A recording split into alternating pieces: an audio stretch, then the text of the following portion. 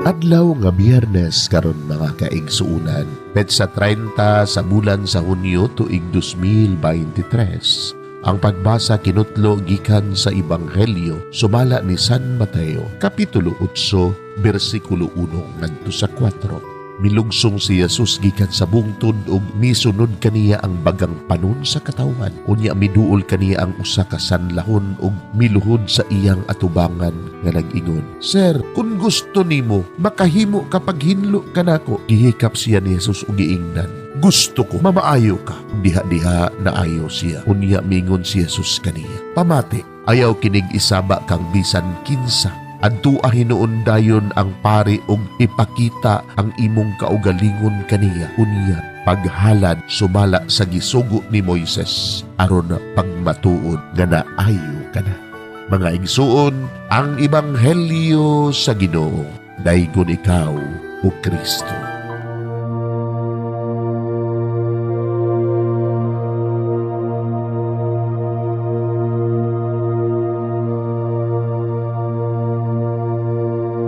Pagampo sa dili pa magsugod sa trabaho. Magampo kita.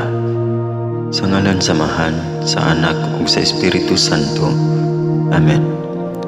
Langit no namong Amahan, sa among pagsulod nining trabahoan, among gidala ang imong presensya uban kanamo. Among gipamulong ang imong kalinaw, imong grasya, imong kaluoy, ug ang imong perpektong hanay sa among mga trabaho. Among gipadayag ang imong gahom labaw sa tanan, diha sa mga butang nga among mahimo, masulti, mahuna-unaan ug mahukman sulod nining adlaw. Ginoo, nagapasalamat kami sa gasa sa kinabuhi niining bagong adlaw, niining kahigayunan nga kami nakasulod sa trabaho ug mamahimong parte niining nga grupo. Salamat sa mga gasa nga imong gitugyan kanamo. Hamong gamiton kini diha sa pagimaya kanimo. Hatagi kami sa kusog ug kadasig sa pagbuhat sa among mga trabaho.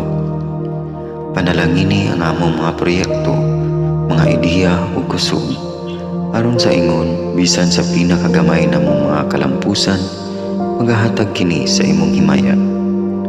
Ubani kami, Ginoo, sa among pagtrabaho nining adlaw. Puna kini nga lugar sa inspirasyon ug kusog.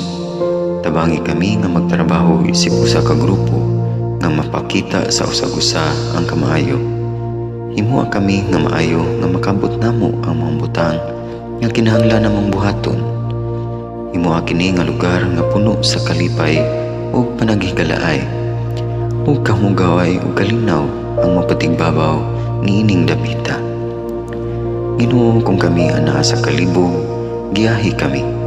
Kung kami muwadaan sa kadasig ug paglaom, dasiga kami.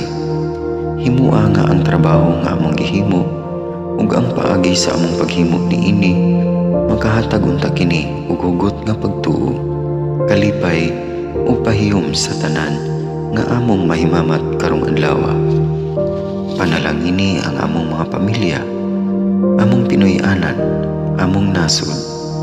Himua nga magmatidud-anon kami sa pagtagad ug pag-amuma sa kalikupan ug sa tanang may kinabuhi, diha sa pagbuhat kanamo sa pagkabuot sa imong pangandoy alang sa hustisya ug kagawasan.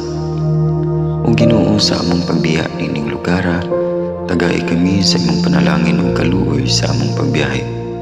Panalangini ang among mga pamilya ug Pinoy-anan nga anaon ta sa maayong kahimtang sama sa among pagbiya kanila.